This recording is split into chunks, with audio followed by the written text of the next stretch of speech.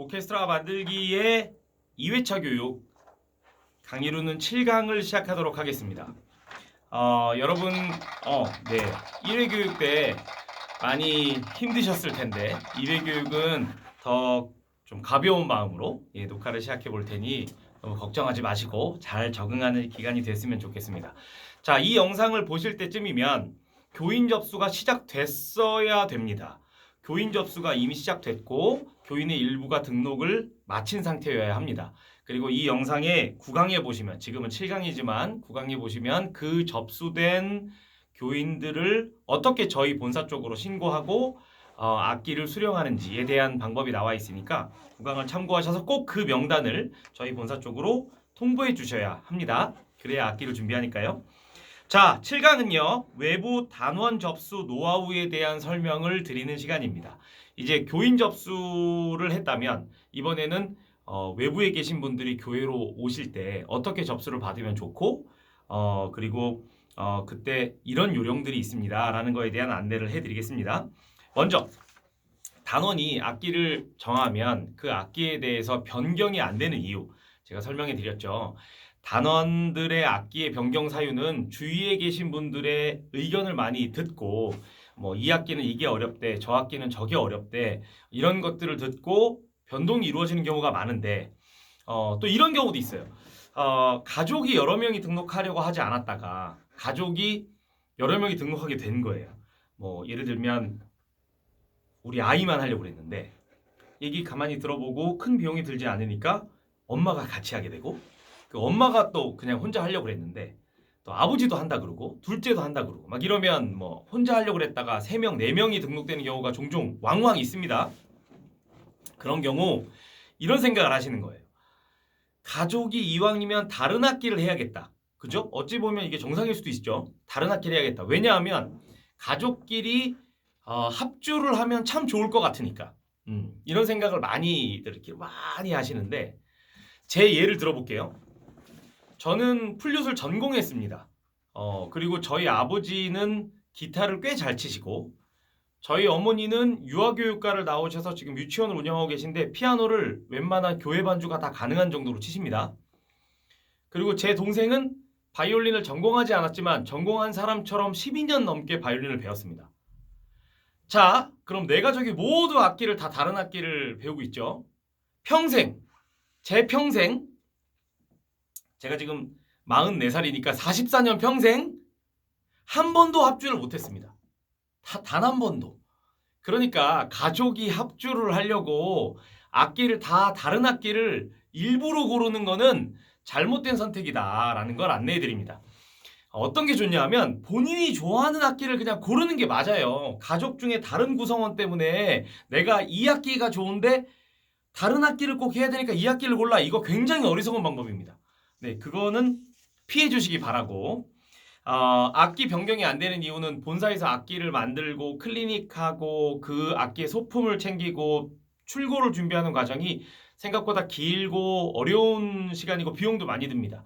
그렇기 때문에 단원께서 악기를 이랬다 저랬다 이거 했다 저거 했다 바꾸시면 저희 쪽 악기팀에서도 악기가 계속 바뀌게 되고 그러면 전체적으로는 굉장히 많은 수의 악기가 변동되게 되기 때문에 악기 변경은 한 번 신청서가 ERP로 접수되시면 ERP 프로그램은 9강에 나와요. 방법이 ERP로 접수가 되시면 본사로 접수가 되면 그 접수된 그 파일은 악기명은 바꿀 수 없다라는 게 기본적인 운영 패턴입니다. 그걸 꼭 지켜주시기 바랍니다.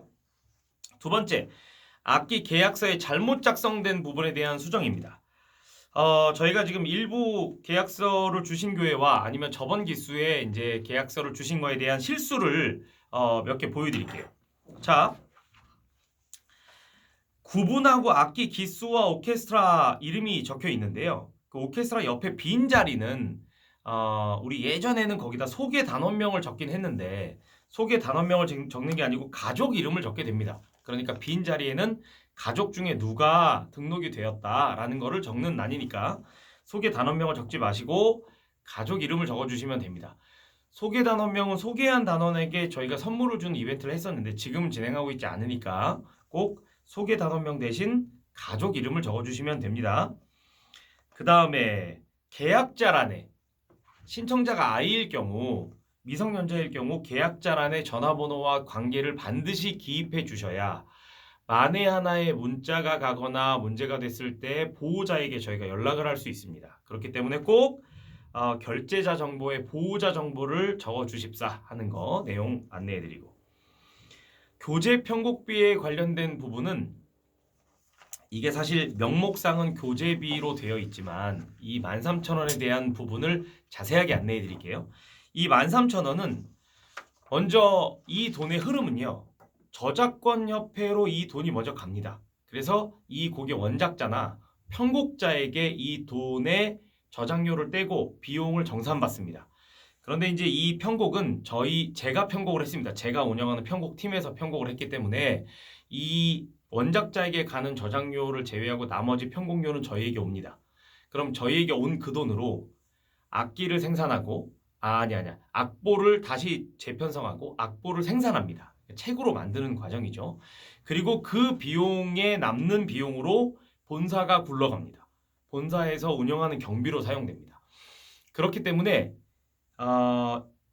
악기의 관리나 악기의 소품, 악기를 클리닉하는 비용, 악기에 대해서 검수하는 직원 인건비, 악기에 대해서 관리하는 모든 비용이 이 비용에서 비롯되고 운영비의 일부가 이 돈에서 나오기 때문에 혹시 단원이 휴학을 하시면 그래도 이 돈은 부과가 됩니다. 왜 부과가 되냐 하면 휴학을 한다고 아예 탈퇴를 하면 부과가 안 되지만 휴학을 한다고 해서 악기를 가지고 계실 수도 있고 또 저작권에 대해서 해방이 되지 않습니다. 만약에 이 친구가 다시 돌아오면 그 못 받았던 악보를 받으셔야 되고, 만약에 나는 악보를 안 받고 그냥 복사할래 라고 하셔도 그 곡에 대한 저작료는 이미 납부가 된 상태이기 때문에 이 아이가 수업을 배우던 안 배우던 곡을 사용할 거기 때문에 저작료는 모든 단원에게 일괄적으로 적용됩니다. 그렇기 때문에 이 13,000원에 대한 부분은 휴학하실 때 1년에 3개월 휴학이 되지만 될 때 13,000원은 부과가 된다. 대신 단원은 악기를 이 기간 동안 가지고 계실 수 있다. 이거는 장점이 될 수 있겠습니다. 네, 그래서 그 점을 꼭 단원에게 안내를 해 주셔야 되고, 일부 교회에선 이걸 못 들었다 하는 교회가 있어서 다시 한번 강하게 안내를 드립니다. 대신 악기를 가지고 있을 수 있고, 만약에 휴학을 하실 때, 저희가 앞에 강의에도 말했지만 휴학을 하실 때 한 달치의, 보통 저희는 1년 동안을 이렇게 약속하고 입단하셨기 때문에 한 달치의 위약금이 발생됩니다. 이는 선생님의 월급이 한 명이 그만뒀다고 줄어들었다 늘어들었다 이렇게 할 수 없고, 한 달치는 이 아이가 나가도 그 다음 한 달치는 급여가 동일하게 나갑니다. 그리고 그동안 저희는 빨리 새로운 단원들을 모아서 이 선생님이 문제가 생기지 않도록 보강하는 것에 그 목적이 있기 때문에, 대신 위약금에는 교재 및 편곡비는 당연히 들어있지 않습니다. 그거는 빼고 원돈 5만 원만 위약금으로 청구되고요. 63,000원 중에 13,000원은 청구되지 않습니다. 왜냐하면 이분이 악보를 당연히 안 받으시고 수업을 아예 안 할 거기 때문에 그 동안의 저작료는 당연히 청구되지 않습니다. 하지만 수업료에 대한 5만 원은 한 달 청구가 됩니다. 1년 내에 못 그만둔다가 아니고, 그만두시면 이제 이 전체 동호회에 있는 1년을 약속한 사람들만 모여있기 때문에 그 정도는 좀 단원을 위해서 할애한다 이렇게 생각하십사 입단하실 때 좀 안내해 주시면 감사하겠습니다. 자, 오케스트라 밴드 활용법은 저번 강의 때 한번 말해 드렸지만, 밴드 활용법은 최대한 많은 정보가 매일매일 정보가 올라가는 것이 핵심입니다. 밴드가 활성화되려면 글들이 굉장히 자유롭게 매일매일 올라가야 합니다. 그리고 단원들이 쓴 글에 대한 답글을 잘 달아주시고, 밴드만 잘 활성화되고 잘 관리해도 오케스트라는 굉장히 잘 유지됩니다. 사실 이렇게 밴드가 있다고 치면 이게 교회 메인 밴드예요. 이 메인 밴드에서 각각 단원들로 저희가 관리를 하죠. 이 메인 밴드만 잘 운영이 돼도 오케스트라 전체의 운영에는 큰 문제가 생기지 않습니다. 왜냐하면 모든 공지, 모든 안내사안이 이 밴드로부터 시작되니까요. 근데 밴드가 활성화되지 않으면 못 들었다는 사람이 많아지고, 나는 이 공지에 대해서 못 들었다 이런 사람이 많아질수록 운영이 삐그덕거리게 되고, 본사와 우리 교회 오케스트라가 자꾸 마찰이 생기고 단원들의 항의 전화가 본사로 많이 걸려옵니다. 그래서 지금 본사로 항의 전화가 많이 걸려오는 그 오케스트라는 대부분 이 밴드가 제대로 운영되지 않는 오케스트라입니다. 그래서 밴드가 매일매일 활성화되고 글들이 매일 올라가게 이렇게 하시면 좋고요. 여기에 이제 너무 종교적인 색깔을 많이 가미하시면 지금까지는 우리 교인이니까 문제가 안 되는데 이거 비교인께서 들어오셨을 때 좀 본사로 크레임이 많이 걸립니다. 그러니까 지금 저희는 처음부터 너무 이렇게 종교적인 색깔을 보다는 자연스럽게 섞이는 과정을 겪고 있는 거니까 여기에는 좋은 글귀 올리시는 건 좋지만 오케스트라로 해당되는 공지글만 계속 올려주시면 도움이 되겠습니다. 저희 본사 밴드에도 정치적인 성향이나 아니면 광고성 글들이 많이 올라옵니다. 근데 제가 저한테 허락받은 일부 글을 제외하고는 전부 다 글을 일괄 삭제하고 있습니다. 그렇기 때문에 밴드에도 광고성 글이 올라오지 않도록 하시는 거 중요하고요. 저희 밴드가 사실 밴드치고는 굉장히 활성화되어 있는 편입니다.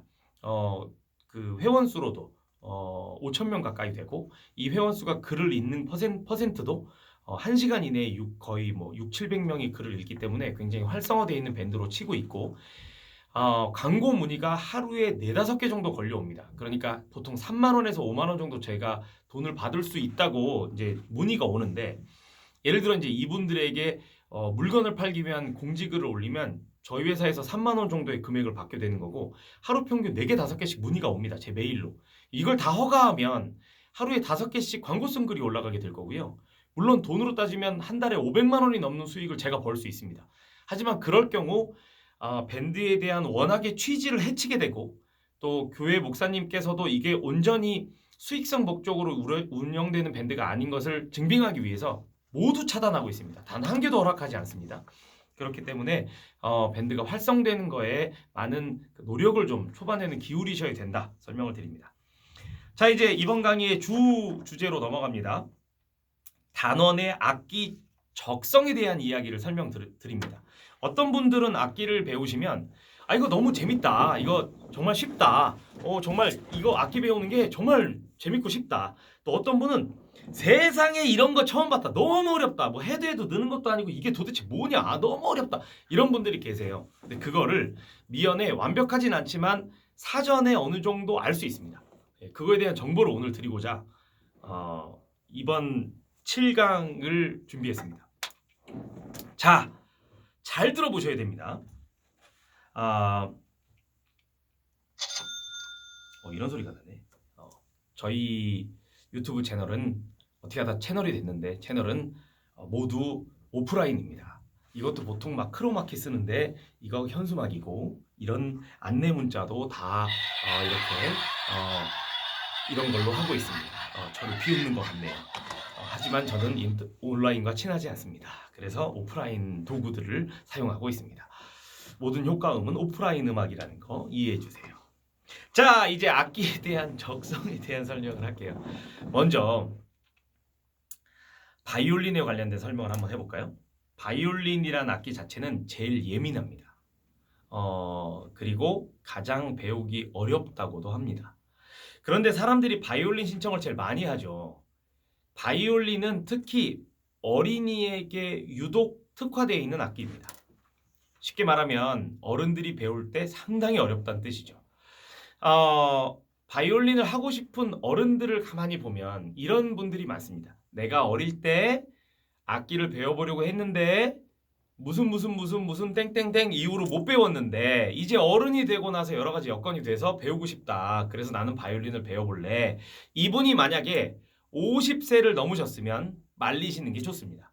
자, 이유를 설명해 드릴게요. 바이올린의 헤르츠는 모든 악기 통틀어 가장 높습니다. 주로 연주하는 음악의 포지션은 이 플룻이 바이올린보다 높은 음을 악보에서는 담당하지만 악기가 낼 수 있는 최고음은 바이올린이 훨씬 높습니다. 훨씬.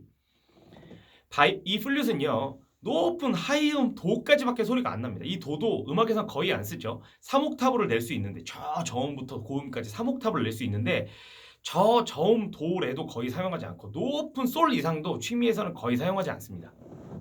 주로 쓰는 음역은 2옥타브 내입니다. 자, 그런데 바이올린은 낼 수 있는 옥타브가 5옥타브가 높습니다. 엄청나게 높은 음까지 올라갑니다. 사실 취미가 이 옥타브를 쓰진 않지만 악기가 그렇게 소리를 낼 수 있다는 뜻입니다. 그리고 이 바이올린은 왼쪽 귀로 성량의 80%가 전달됩니다. 그러니까 플룻은 이렇게 소리를 내면 이게 공명을 타고 퍼져서 오른쪽과 왼쪽, 오른쪽이 좀 더 크게 들리긴 하지만 60% 왼쪽이 40% 성량을 차지합니다. 이 양쪽 귀가. 하지만 왼쪽 귀로는 바이올린은 어깨 받침에 턱을 끼고 왼쪽에 보면 사운드 포스트라고 하는데 소리가 본 울림이 사운드 포스트에서 나오는데 이 사운드 포스트에서 울린 음량이 왼쪽 귀로 80% 가까이 들립니다. 그러니까 한쪽 귀로 예민하게 들어야 되는 악기죠. 여러분 혹시 이거 기억나시나요? 어릴 때 한 18살, 많이 잡아야 20살 때까지 들은 가요가 성가나 가요가 그분의 평생의 음악 취향을 좌우합니다. 저 연령대 목마른 사슴 네 줄을 가까이 옹기장이 뭐 박종호 최덕신 이런 분들이 불렀던 찬양들을 많이 듣고 자랐죠 우리. 그리고 그 테이프에 감긴 것을 선물하면서 우리 거의 생일 선물의 절반 이상은 그런 선물이었어요.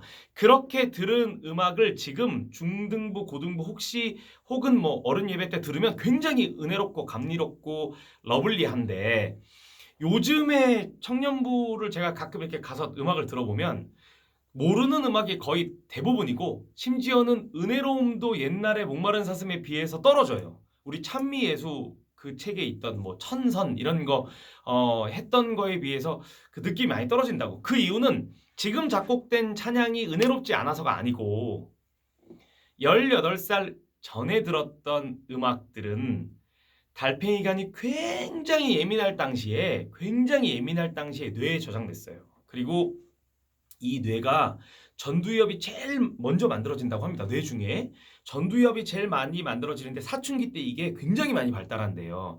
그런데 이 전두엽이 하는 기관은 감정을 좌우한다고 합니다.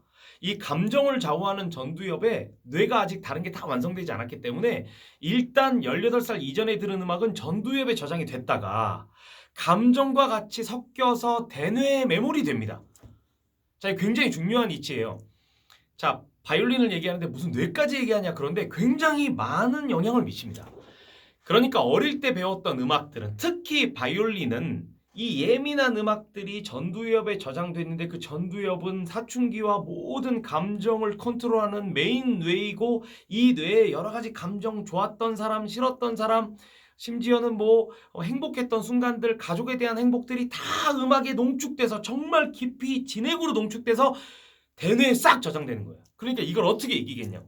어릴 때 배웠던 이 음악을 커서 그냥 막바로 달팽이관이 대뇌에 쏴서 대뇌에서 학업으로 저장된 이 음악을 무슨 수로 이기겠냐는 거죠.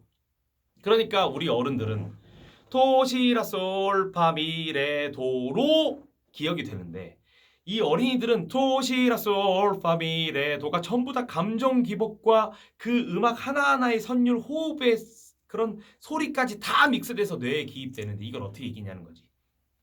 그래서 어릴 때 배웠던 음악들은 평생 간다는 의미가 뇌의 구조에 있습니다. 그런데 어릴 때 우리가 바이올린을 배웠어요. 그런데 여차 이후로 못 배우게 된 거죠. 그러면 그 모든 좋았던 감정들로 머리에 저장은 돼 있어. 그런데 이제 내가 헤르츠가 점점 떨어지는 거예요. 귀가 아주 예민했다가 점점 나이를 이렇게 먹어감에 따라서 귀 헤르츠가 줄어들어요. 근데 그게 18살부터 퇴화되기 시작한대요.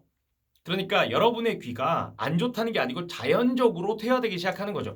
18살이 넘어가면 왜 여러분 눈도 18살 이후가 되면 잘 나빠지지도 않잖아요. 그죠? 이제 나이가 어느 정도 되면 잘 나빠지지도 않아요. 노안이 올진 모르지만 잘 나빠지지 않는 것처럼 귀도 변동이 없는 거예요. 예민하지 않은 상태로 쭉 가다가 점점 60이 지나서 70이 되면 예민하지 않은 정도가 아니고 점점 안 들리는 대로 점점 헤르츠가 더 낮아지는 거죠. 남성분들이 연세가 좀 많이 드시면 좋아하는 악기가 한 가지로 귀결됩니다. 이게 무슨 악기일까요? 맞춰보세요. 맞히신 분이 반 이상인 것 같은데 남자분들 우리 형제님들이 연세가 50에서 60이 넘어가는 순간부터 유독 좋아지는 악기가 하나 생겨요. 굉장히 많은 숫자가. 그 악기가 바로 색소폰입니다. 이 색소폰이란 악기는 음량이 엄청나게 크고 악기의 음정이 워낙 정확하기 때문에 귀의 헤르츠가 많이 손상된 사람도 색소폰의 음은 명확하게 들리고 기분 좋게 들려요. 그래서 남성분들이 연세가 많으시면 색소폰을 많이 좋아합니다. 더 연세가 많으시면 색소폰 중에도 바리톤이나 테너를 좋아하게 돼 있어요. 알토보다. 그리고 젊은 사람들은 색소폰을 좋아한다 가정을 해도 케니지가 불었던 소프라노 색소폰을 좋아하게 돼 있고요. 자, 그렇기 때문에 바이올린이라는 악기는 음정이 굉장히 예민합니다. 다른 악기는 도, 시, 라와 시 사이에 음정이 없어요. 그러니까 예민하지 않아요. 틀렸다 맞았다를 나눌 수 있어요. 근데 바이올린은 도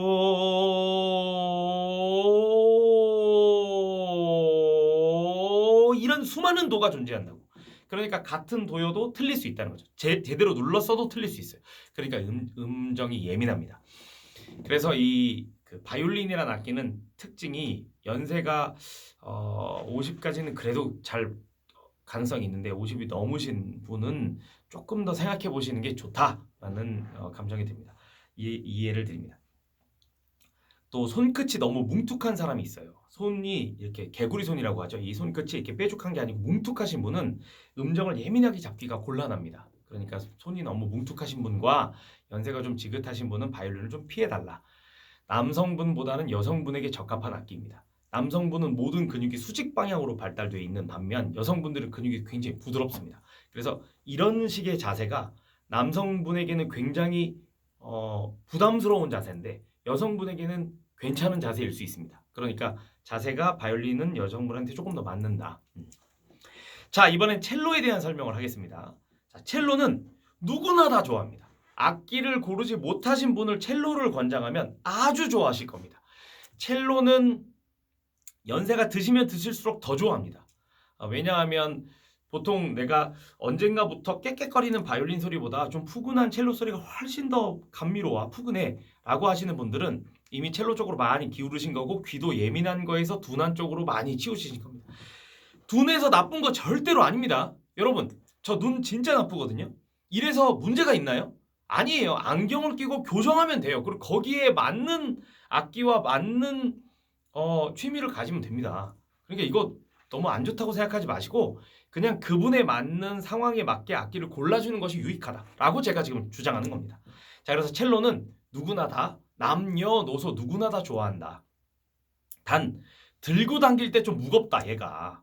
그리고 악기가 이제 파손될 우려가 좀 있다. 그래서 웬만하면 이제 거리가 먼데 자가용이 없으신 분은 조금 어려울 수 있다라는 거. 그런 좀 신체적인 문제만 있지 악기를 배우면서 발생하는 크게 예민한 정도는 많이 떨어집니다. 그러니까 많이 잘 적응합니다. 자, 이번에는 플룻이라는 악기를 설명드리겠습니다. 이게 플룻이라는 악기죠. 플룻하고 클라리넷하고 많이 헷갈리시는데 이게 플룻입니다. 자, 플룻이라는 악기도 역시 근육을 횡으로 쓰게 되죠.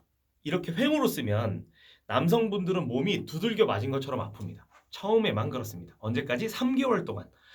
어떤 사람들은 그래요. 플룻이 나랑 안 맞나 봐. 안 맞아요. 운동을 많이 한 사람일수록 몸이 많이 아파요. 나는 근육도 좋고 태권도도 오래 배웠고 축구도 잘하고 모든 운동 잘하는데 그럴수록 몸이 더 아파요. 언제까지? 3개월에서 길면 6개월까지. 아픈 게 정상입니다. 정상입니다. 그런데 1년이 지나고 2년이 지났는데도 아프면 진짜 안 맞는 건데 그런 사람이 한 5% 정도 나옵니다. 흔하지 않습니다. 보통은 6개월 정도 몸이 아프다 슬슬 안 아파집니다. 생각해보세요. 우리가 평상시에 이럴 일이 뭐가 있겠어요? 정신적으로 좀 문제 있는 사람 아니야? 이렇게 우리가 보통 행동을 하지. 이렇게 할 일이 뭐가 있냐고. 이렇게 근육이 발달된 사람이 이상하지. 그죠? 그러니까 근육을 발달시키지 않은 부분의 근육으로만 불잖아요. 플룻은. 그러니까 당연히 몸이 아프죠. 이건 당연합니다. 오히려 클라리넷은 몸이 아픈 건 좀 덜하죠. 끌어안고 부는 거고 이런 근육들은 누구나 많이 갖고 있는 근육이죠. 그러니까 이렇게 부는 악기는 몸이 아플 리가 별로 없습니다. 색소폰, 클라리넷 몸이 좀 덜 아픕니다. 자, 플룻 결격 사유만 설명드릴게요. 이런 분들은 플룻을 하면 안 된다. 빠밤. 이야. 좀 식상하다, 그죠? 자, 이런 분들은 플룻을 하면 안 됩니다. 손에 땀이 엄청 많은 사람, 이걸 다한증까지 가는 사람, 악수를 하면 상대편이 약간 습기를 느끼시는 분, 본인이 느꼈는데 이렇게 저는 습기가 전혀 없거든요. 이런 소리가 난다 정상.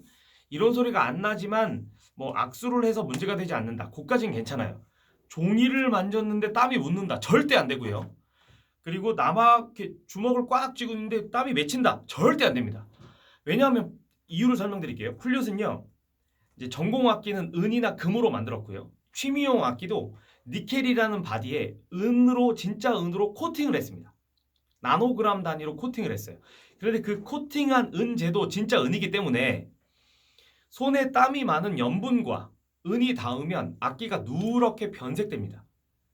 우리 예전에 보면 임금님 상의 수저를 은으로 썼었죠. 그게 임금님이 갑자기 몸이 안 좋으시면 땀 성분이 수저에 묻고 그 수저가 누렇게 변색되는 걸 보고 이렇게 의료진들이 이 임금님의 건강 상태가 좋지 않구나 이런 것들을 판단했다고 합니다. 그러니까 은재는 소금기를 만나면 누렇게 변해요. 그래서 예전에 이런 말이 있어요. 그 바닷가 인근에는 관악기 아티스트가 잘 안 나온다. 이런 말도 악기하는 사람 중에는 있어요. 제가 이태리 유학했더니 그런 말을 그쪽에서 많이 하더라고요. 그래서 이태리에는 바닷가가 많죠. 우리나라보다 더 길쭉하게 생겼잖아요. 그러니까 거기는 성악가가 많지 악기를 잘하는 사람이 별로 없어. 뭐 그 이유인지 아닌지 모르겠으나 진짜 그런 말들이 있을 정도로 염분이 많은 데에는 플룻이 조금 안 좋습니다. 그렇다고 이제 이 영상을 보시는 분이 난 제주도에 살아, 난 울릉도에 살아, 난 부산에 사는데 때려쳐야 해. 그건 전공자를 말한 거고요. 우리 취미에서는 그렇게 크게 영향을 미치지 않아요. 이 바람에 섞인 염분에 대해서는. 하지만 손에 있는 땀은 영향을 미칩니다. 그리고 악기가 누렇게 변하면 보기만 안 좋은 게 아니고 악기 내부에도 누렇게 녹이 있습니다. 그럼 이 녹 성분이 소리의 길을 방해하고 담보를 금방 상하게 해서 악기 소리가 푸석푸석하고 맑고 예쁜 소리가 나지 않습니다. 그래서 손에 땀이 많으신 분들은 좀 피해달라. 두 번째, 플룻을 하면 안 되시는 분들은 심한 주걱턱입니다. 부정교합일 경우 주걱턱이 이렇게 나왔어요.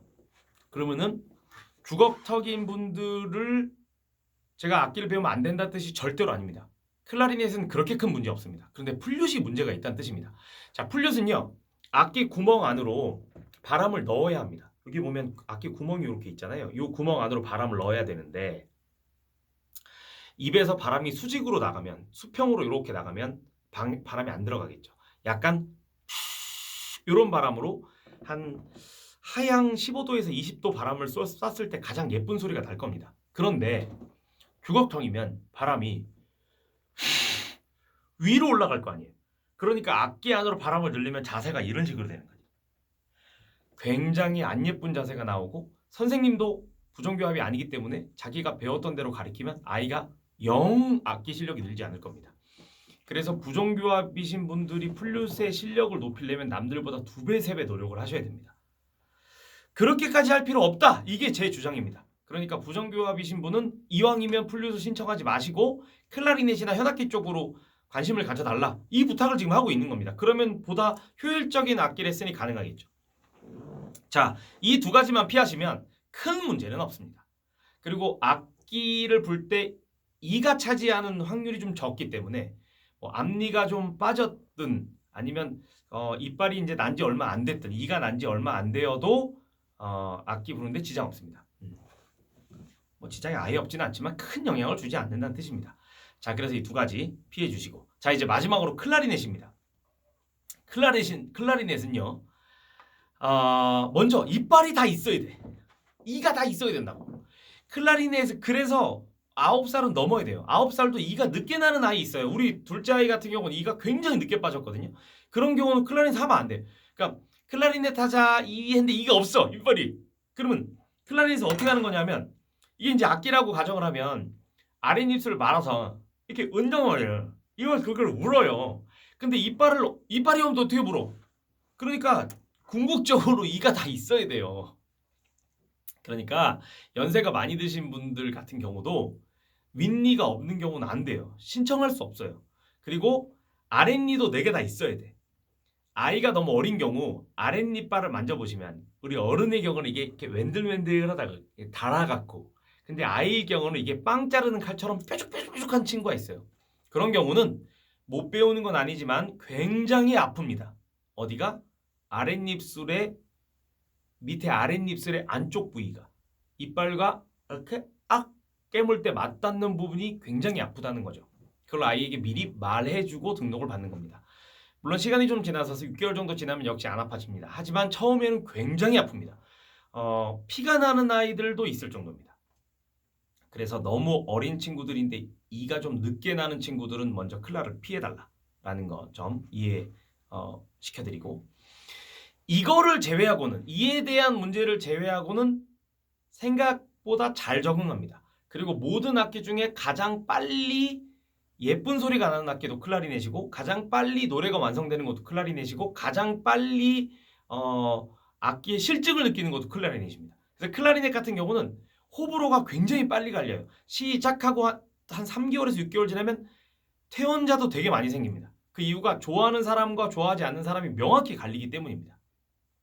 그래서 클라리넷은 이를 먼저 잘 보시고, 아픈 거는 어떻게 이길 수가 없잖아요. 이가 너무 날카로운 경우 아프니까. 아픈데 어떻게 해? 안 아파야지 음악에 몰두하지. 몸이 아픈데 어떻게 음악에 몰두해? 그거 자체가 좀 어폐가 있잖아요. 그러니까 일단 클라리넷 같은 경우는 이의 구조로 좀 봐달라라는 것을 안내 말씀을 드립니다. 자, 참고상 통기타와 색소폰에 대한 설명도 드리겠습니다. 통기타와 색소폰은 다른 악기들은 만들어진 지 430년 정도 됐어요. 바하, 모차르트, 언저리에 만들어졌다고요. 지금부터 한 400년에서 길게는 450년 사이에 만들어졌어요. 챔볼로란 악기가 피아노로 바뀌는 과정에 모든 악기들이 태생을 했단 말이죠. 그런데 색소폰과 통기타는 이제 만들어진 지가 약 200년밖에 안 됐어요. 그러니까 역사로 보면 모든 악기의 반밖에 역사가 없죠. 만들어진 이유는 왜 그러냐 하면, 먼저 기타와 색소폰의 공통점은 클래식 악기가 워낙 불기 어렵기 때문에, 연주하기 어렵기 때문에 비교적 쉽게 연주하기 위해서 만든 악기가 기본적인 태생이에요. 색소폰은요, 목관 악기일까요? 금관 악기일까요? 이거는 못 맞히는 분이 99%입니다. 색소폰 무슨 악기인지 아시죠? 이렇게 꼬부라진 색소폰도 있고, 이렇게 케네시처럼 쫙 이렇게 보는 색소폰도 있는데, 이 악기가 목관일까요? 금관일까요? 목관은 뭐 나무로 만들었고 금관은 금속으로 만들었죠. 원뜻은 그렇습니다. 근데 이 색소폰이 목관이에요, 금관이에요? 정답은 목관입니다. 굉장히 신기하죠? 앞으로 보나 뒤로 보나 옆으로 보나 이건 금속으로 만들었죠. 전량금속으로 만들었습니다. 심지어는 전량금속. 클라리넷은 키만 금속이고 나머지는 우드 아니면 카보나이트잖아요. 근데 이거는 전량금속으로 만들었어요. 그런데 목관이에요. 굉장히 신기하죠. 그 이유가 뭐냐 하면, 설이 두 가지 설이 있는데, 첫 번째 설은 클라리넷을 비교적 불기 쉽도록 개량한 악기가 색소폰이기 때문에 아빠가 목관 악기니까 개량한 아들도 목관 악기입니다. 그래서 클라리넷과 소프라노 색소폰은 부는 방법이 100% 똑같습니다. 여러분께서 클라리넷을 배우시면 소프라노 색소폰은 그냥 불 수 있게 되는 거죠. 이런 설 하나와, 두 번째 설은 무슨 설이 있냐면, 리드를 쓰는 악기들을 다 목관으로 편성했다라는 설이 있습니다. 마우스피스가 있고 리드를 사용해요. 리드. 그러니까 말하자면 바순이라는 악기도 리드를 쓰죠. 그래서 목관으로 편성됩니다. 그래서 리드를 쓰는 악기들은 다 목관으로 편성된다라는 설이 있습니다. 이 두 가지 설 다 의미가 있고 맞는 설입니다. 그래서 고로 색소폰은 목관 악기입니다. 불기 상대적으로 쉽습니다. 상대적으로 쉽습니다. 하지만 하모니카도 잘 불려면 어렵습니다. 제가 지금 말하는 건 취미로 배울 때를 말하는 겁니다. 그래서 색소폰을 불면 클라를 불기 좀 어렵지만, 클라를 배우시면 색소폰을 불기 아주 쉽습니다. 그래서 제가 추천은 클라리넷을 배우시고, 색소폰을 배우고 싶으신 분들도 클라리넷을 배우시고 그 다음에 색소폰에 도전하시면 아주 쉽게 런칭하실 수 있습니다. 통기타, 모든 악기는 지판이 있습니다. 현악기는. 그런데 바이올린은 지판이 민무늬입니다. 무늬가 아예 없죠.